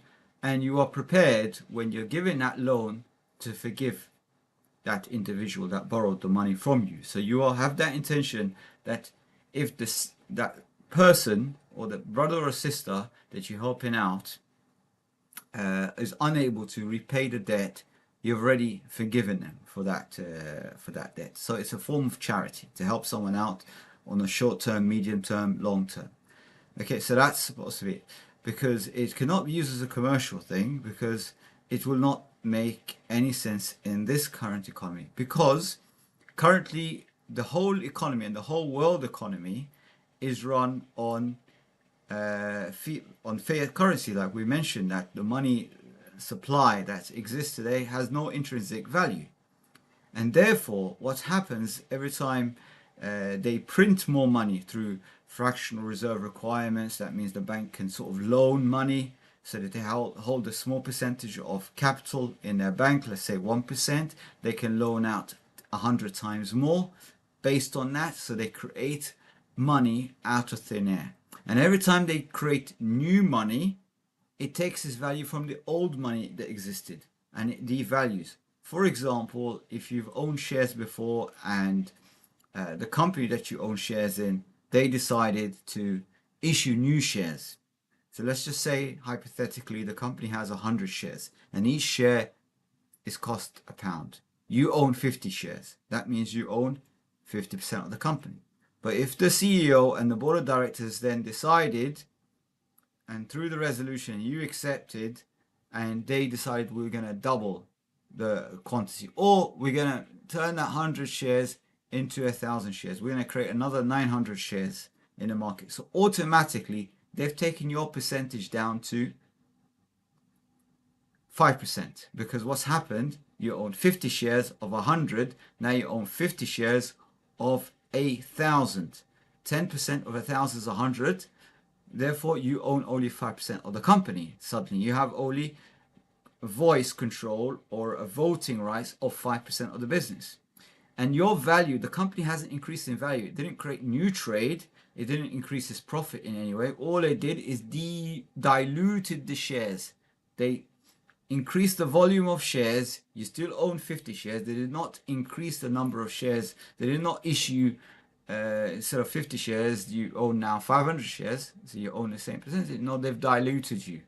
So now suddenly you own only 5%. And then they can keep doing that every year or so and diluting you further and further until you own only 0.0005% of the company, a very fraction of a fraction of a fraction of what you used to own before. So yeah, this is kind of cheating, deception, and it's completely unacceptable. Unfortunately, it happens a lot in the AIM market, the alternative investment market in London Stock Exchange, quite a lot.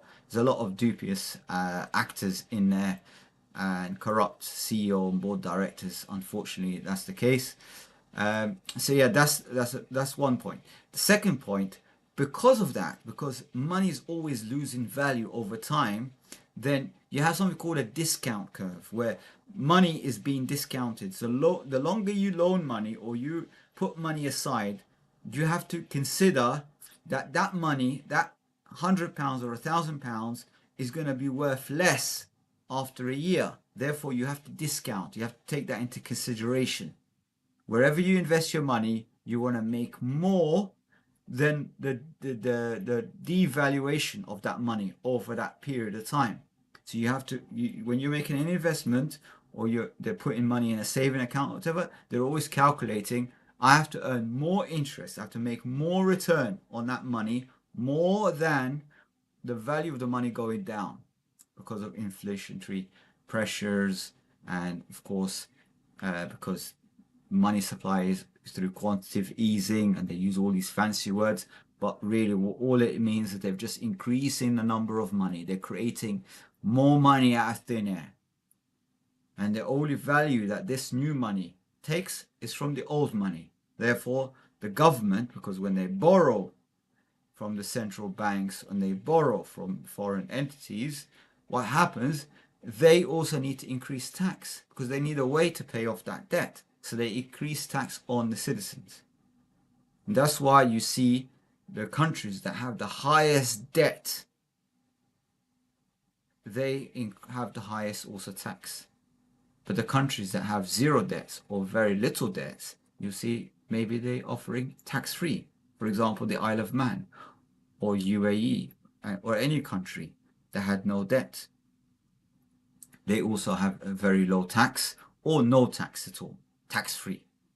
So they call them tax havens. That's why there's a war against all these countries that have very low tax jurisdictions or no tax, tax-free jurisdictions. So they have like a battle on them, and they accuse them of harboring money laundering activity and all that kind of stuff. This is a complete nonsense, of course. All it is these countries that are in debt, first world countries that have this huge debt, they want to drag the whole world with them in their debts thing. So when they're going down, they want to take the whole world with them.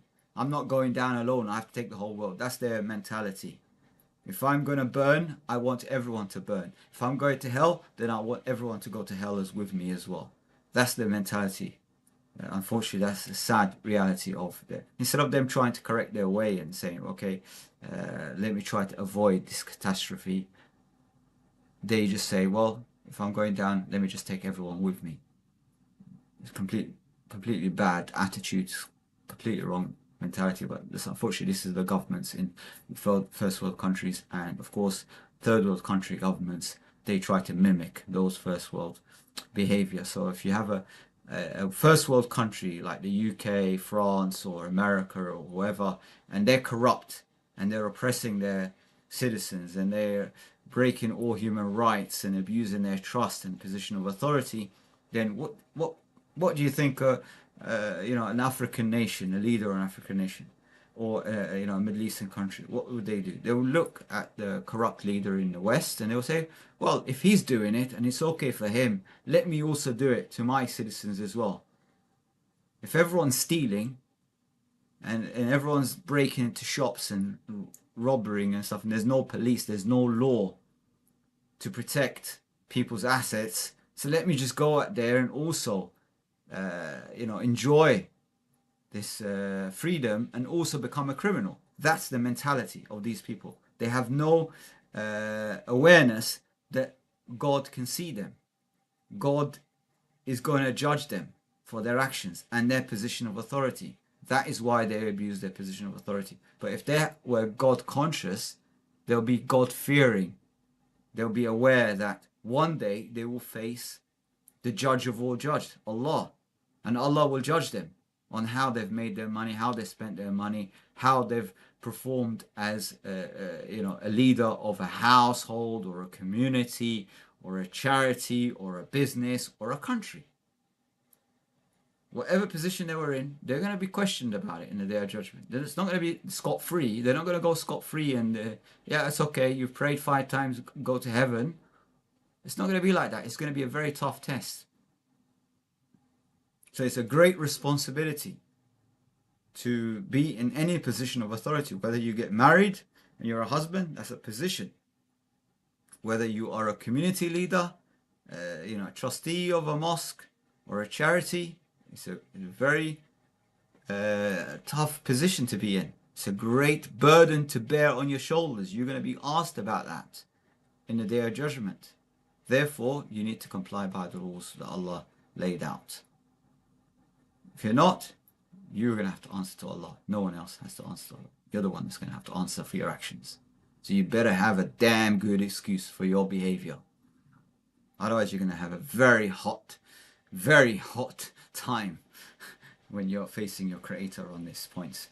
So that's one point. So yeah, the time value of money, because like I said, money loses value over time, and therefore they try to justify charging interest and getting back. But in Islam, it's not about, of course you're going to lose the value of your money that you've gave as a loan, but don't consider it as okay, this brother has to give you back at the value, so if the value of money has gone down, therefore you can't get exactly the same thing for £100, therefore you need to tell him to pay you back £110 as an example after a year. You can't do that in Islam. You have to say, well, okay, pay me back 100. Of course, the money's lost value by that point. Or if you can't afford, I forgive you. I forgive you for the sake of Allah. Consider it as a donation, because your intention is you're trying to help someone else. It's called a qard hasana. It's qard hasana. You're helping a brother out. Okay, so that's the thing. And I spoke about dilution, and of course, when the video started, the brother mentioned the warning from Allah about the people that claim that interest is just like business, but Allah made it permissible to do business and trade. You buy something and then you have a modest margin of profit on top, and you do business in that way. Buying and selling, trading is completely acceptable. Also providing a service, whether you're a software engineer, accountant, lawyer, teacher, you're providing a service in exchange for money. You're exchanging your time, your effort for money. That's acceptable in Islam. However, I cannot make money on money. I cannot loan out gold or silver or rice or anything like that and accept that particular commodity to return back to me, or that payment that I've loaned out with an increase, in value. I can't do that in Islam, and I can't sell any commodity in advance, and I can't sell something I don't own.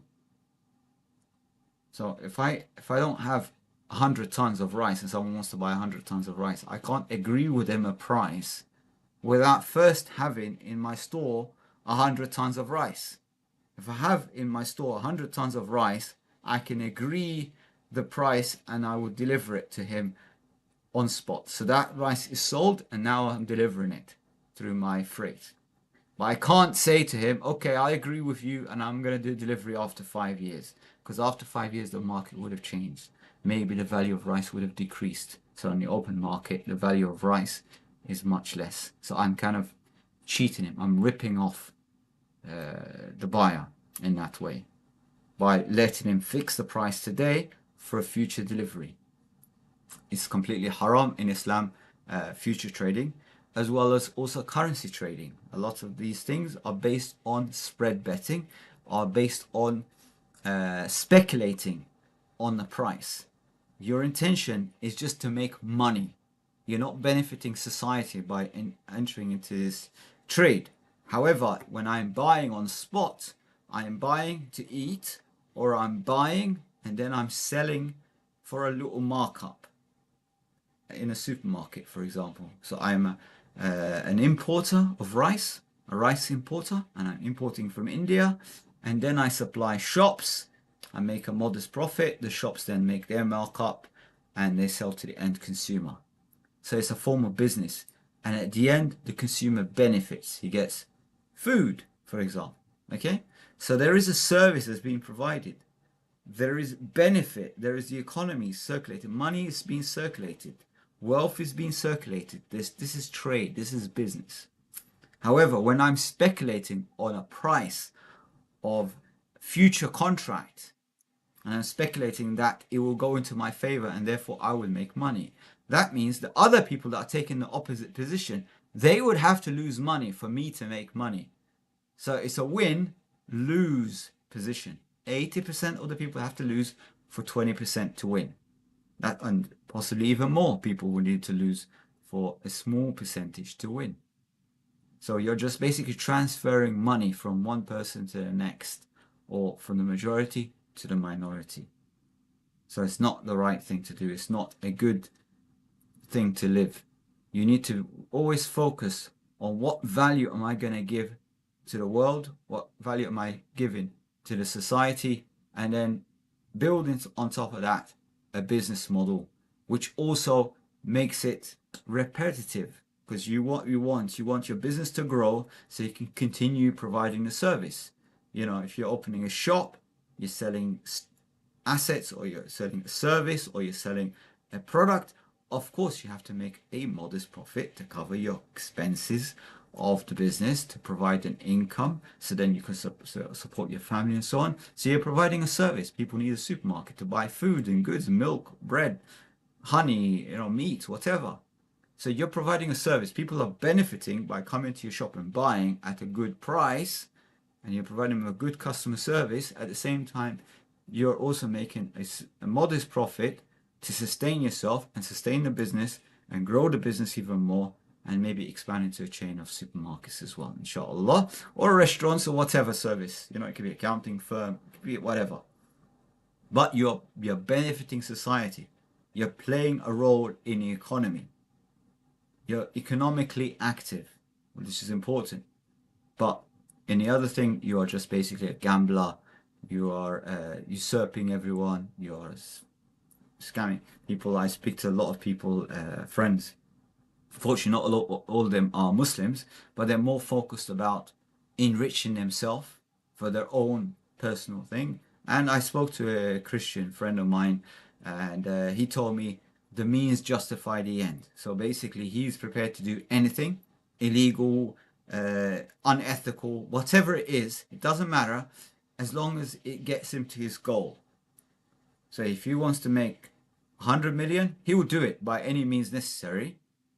On a borderline of illegal, it doesn't matter if it's scamming, people are going to be scammed, doesn't matter. And at the end, he said to me, well, at the end, I intend to do good. I'm going to give a percentage of my money to charity. So he's basically saying, after I make all this wealth unethically or illegally or whatever, I'm going to throw a few crumbs to the poor people. And that's his contribution. That's how he's going to benefit society. By scamming everyone and then just giving a few poor people, in a third world country, some crumbs. Here you go. That's not the purpose of life. Allah didn't create us for this. Allah created us on this planet to be His servants on earth, to serve others. Service to many leads to greatness. To contribute, to leave a legacy, to do something positive, to have a positive impact on others. To help others that are less fortunate up, not push, not stand on top of people, and not be envious at the people that are above us or more fortunate than us. We have to look at ourselves and improve ourselves constantly, always competing against ourselves and make ourselves a better version of ourselves. Let me see what other points I made here, because there was a few. So the inflation creation, when you got the inflation and you see all these words going around in the media about inflation is quite high or inflation is increasing.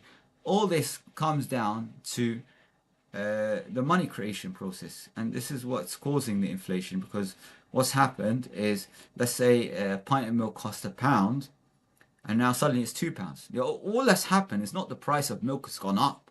It's not the demand of milk has gone up, or the population just suddenly overnight doubled in size from 60 million. Now we're like 120 million population. It's not the case. It's not the pressure on milk. Suddenly everyone wants to go drink, milk all of a sudden. It's not that. It's because the money that you hold in your hand has suddenly been halved, because they've just, the currency is now 2,000 units. I'm just giving you a hypothetical example. So it's not such a small number, it's a huge number. So they're constantly printing new money, and every time they create new money and they circulate new money in the economy, the value of the old money goes down. I've said it so many times, but I'm just trying to clear it because some people might need a bit of repetition to understand this thing. Now, a lot of people think there is such a thing as Islamic banking. Unfortunately, at the moment, there isn't any Islamic banking. A lot of these Islamic banks are actually owned by traditional banks, non-Islamic banks. And they are complying by the same rules as a traditional bank.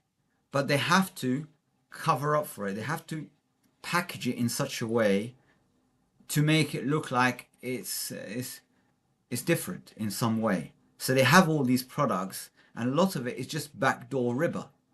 It's just another way of doing riba. They have different products where they delay payments and all that stuff that this brother explained. They have exactly the same thing.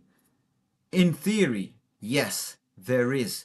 In the past, yes, before all the Islamic countries were under occupation, yes, there was such a thing as Islamic economy. Yes, there was such a thing as Islamic bank, which does not act for profit.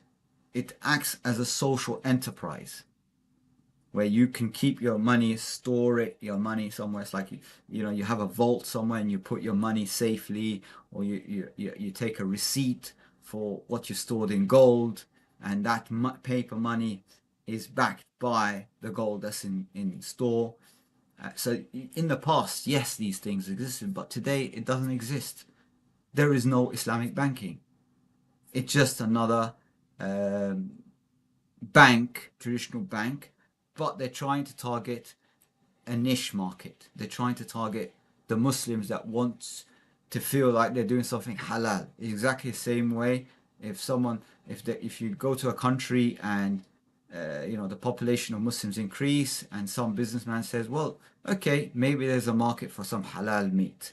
Now, he might be sincere and he might try to implement a halal meat butcher and halal meat slaughterhouse and all that stuff, and follow the rules of slaughtering halal meat, cattle and chicken and so on. Or he might be just looking to deceive and exploit that position. So he might be just buying meat from a regular butcher and then just putting a big sign on saying halal meat, and as long as you pay the halal authority, meat authority, a payment, they'll certify you. They just take a payment and they'll certify you. It's about membership. They're doing it for money. They're not certifying you based on real halal. They just give you a certificate. If you pay them money, you get a certificate. So it's all business. That's all it is. They have no God consciousness. They have no taqwa in Allah. This is the present time that we're in. And this might sound strange to someone that's living in Egypt, for example, or Morocco, or Saudi Arabia, so because they're not aware of what goes on in the West. They don't know that it's actually forbidden to slaughter animals according to the Quran and the Sunnah of the Prophet Muhammad. They don't understand this. They think slaughtering animals, of course they do it everywhere. They don't do it in the UK. In the UK, they electrocute the animals. And most of the animals, when they get electrocuted, they die. And then they slaughter the animal after the animal's dead. Is that halal? It's haram. It's forbidden in Islam to eat dead meat. It has to be slaughtered. It has to be done according to the rules. You can't make up your own rules. You can't say, well, instead of slaughtering, I'm going to electrocute the animal to death. I'm going to torture the animal. Because in the UK, they made it legal and they say it's more humane to electrocute. Who told them that? Who told them that the animal's not in suffering when you're electrocuting it? Or when you put it in a gas chamber and gas it to death and you think it's not going to feel pain once it's dead? I mean, who told him that? You're poisoning the meat. It's just another haram meat. The only difference is they slaughter the neck and they hang them upside down and they get the machine to do it because it's all economics of scale. They want to maximize the operation. They don't get individually slaughter the animal. So there are rules to follow. It has to be halal and tayyibah, pure and clean, and according to the Sharia, it has to be done like that. It has to be kosher. So same way, this is important, and the name of Allah has to be mentioned. Is that done today? Not in the UK, not in many Western countries that I'm aware of, which I lived in. I'm not aware they do any of that. But yes, in the Middle Eastern countries, in Egypt and whatever, where you see the butcher, and yeah, in Turkey, yes, they still apply that. So Islamic finance is exactly the same as the halal meat industry in the UK. It's just a brand. Exactly the same as Islamic charities today. It's just a brand. They want to create a charity and they want to target Muslims, because Muslims generally are the most generous. They like to give, it's obligatory for us to give zakat and so on. So why not? They make up a charity. It does all the haram. The people that are involved are even non-Muslims. They don't know anything about the Quran. They don't know anything about the Hadith. And they run that charity, and you have a Muslim guy in front with a big beard, or a sister, and yeah, she just pretends as if she's doing it for fi sabilillah, and she's such a kind lady, but her intentions are different. Her intentions is to be placed on a pedestal, to get a trophy, to be called a righteous woman. And remember, the first people that will be thrown into hell are a scholar, a martyr. All these people will be thrown first in hell because they were the hypocrites. They did it for the wrong intention. The guy that's a martyr, he fought so he could be called a brave man. He didn't do it fi sabilillah. The person that's a scholar, he did all this so that people could look up to him and say, MashaAllah, the brother is so knowledgeable. He's a scholar. He's a hafiz. He's the guy that gives us the khutbah. But in his heart, does he believe what he's preaching? It didn't enter his heart. The Quran that he's reciting, it doesn't go past his throat. It doesn't affect his heart. And likewise, the sisters, whether they dress Islamically or not, are they really sincerely for Allah? Are they really believing with every atom of their heart?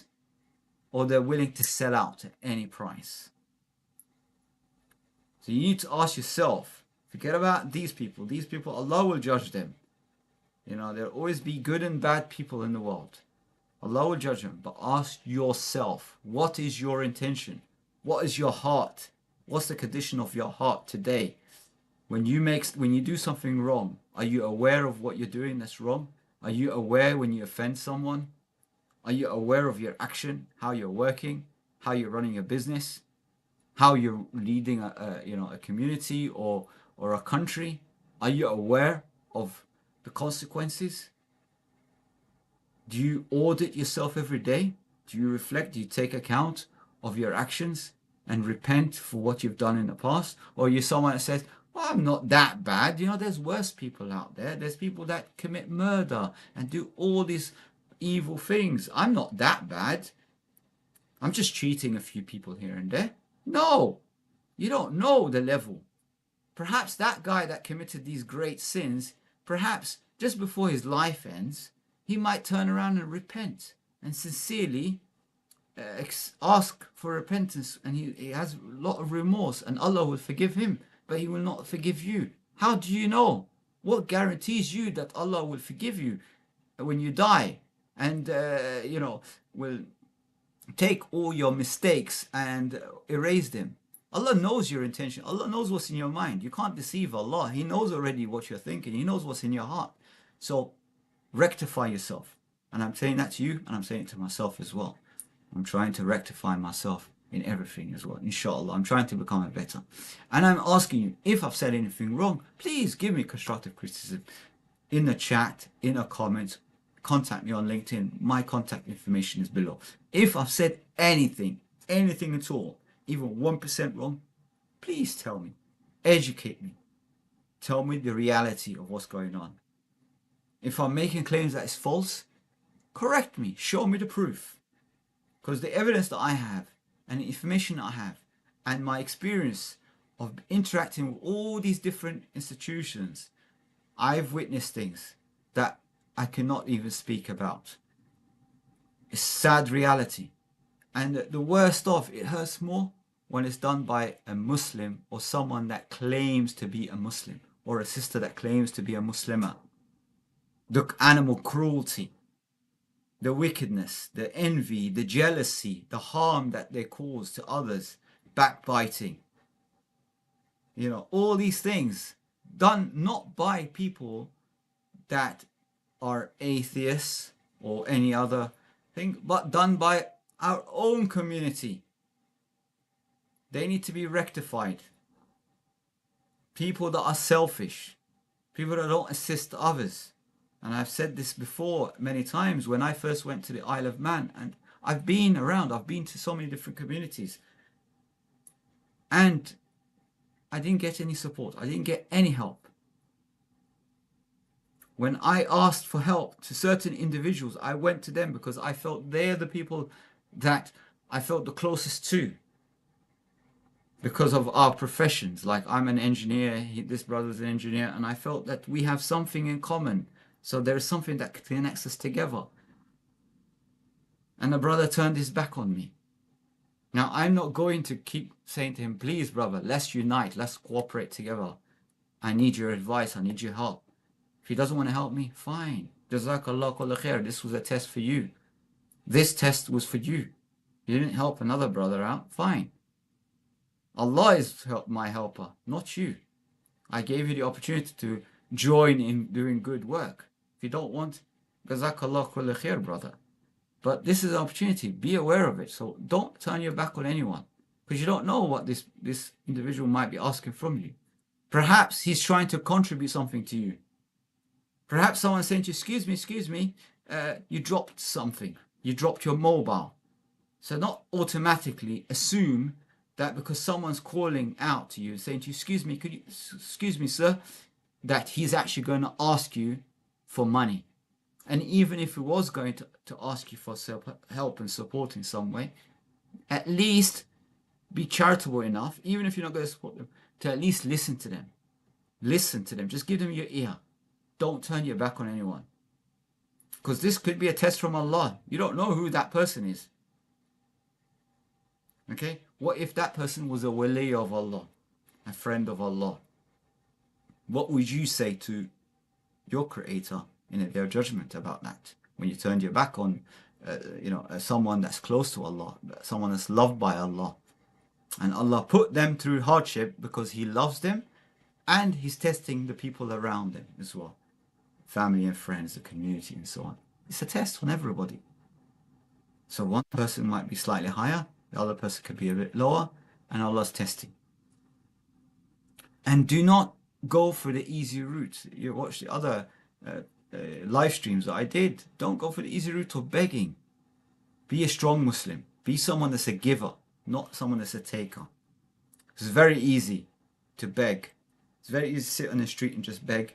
People just give you money without you providing any value to the economy, without you even providing any service or doing anything. You're just sitting there and playing a victim, and everyone feels sorry for you, and everyone throws you £1, and you might end up with a lot of money that way, and you make your money that way. It's very easy. Just like the brothers and sisters that set up Islamic charities, instead of them working a professional job or starting a business, they start up a charity because it's easy for money for them, and they feed their children. They live on other people's donations. But the sad reality is they don't even tell the donors that that's what they're doing. They tell them that they're supporting orphans in third world countries, and they're supporting refugees, and they deceive everyone. Why? Because they are trying to live off donations, other people's donations. And they're trying to act like as if they're all pompous and like celebrities, as if they're, like the sheikh, or I am such a righteous woman, I'm like so and so, and I'm like what's her name, Angelina Jolie, and I'm, you know, I'm giving my wealth to. It's not giving her wealth from anyone. She's other people are giving her money, and she's giving a percentage of it, and the rest of it's going in her pockets and going on you know, enjoyment of life. So it's deception. Don't be like that sister or brother. Don't be like them. Be different. When you do something for Allah, do it for Allah. Do it in secret even. Even better. Leave your reward with the Creator. No one needs to know anything about it. And if you wish to talk about it, at least do not do it for fame or fortune. Because Riya is a form of shirk. When you have this pride and you like to appear on TV, to be like a celebrity, it's a form of shirk with Allah. And Allah will forgive all sins except shirk. So you don't want to be doing shirk. You don't want people to look up to you in such a way and put you in a pedestal. You want to be humble and equal to everyone. You want to be relatable to everyone. Don't be arrogant. Don't reach the level of Iblis, you know, when he was arrogant, you know, and he compared himself to Adam and said, "Oh, I'm superior than him. He's inferior than me. I'm created out of fire. He's made out of clay. I'm superior. Why should I bow down to him? Why should I respect him? I'm superior than him." It should never be like that. Pride and arrogance is the first sin of Iblis. It's the sin that is going to take Iblis to hellfire. It's banished him from paradise because of that sin. Pride and arrogance. Don't be like that. And racism as well, because he was racist. He was racist against the human race. He's your open enemy. He will never be your friend. So beware, brothers and sisters, of this. Don't side with shaitan. Don't be a servant of shaitan. Be a servant of Allah. And focus on providing benefit to others. Service to many leads to greatness. Barakallah fikum, and barakallah for this brother Almir Colan, I believe, for giving this beautiful talk and lecture. I really enjoyed it, and I hope to do more reaction videos based on his material. It was absolutely amazing, really good content, and I hope you've enjoyed it as much as I've enjoyed it as well. Wassalamu alaikum wa rahmatullahi wa barakatuh. Take care for now. Bye bye.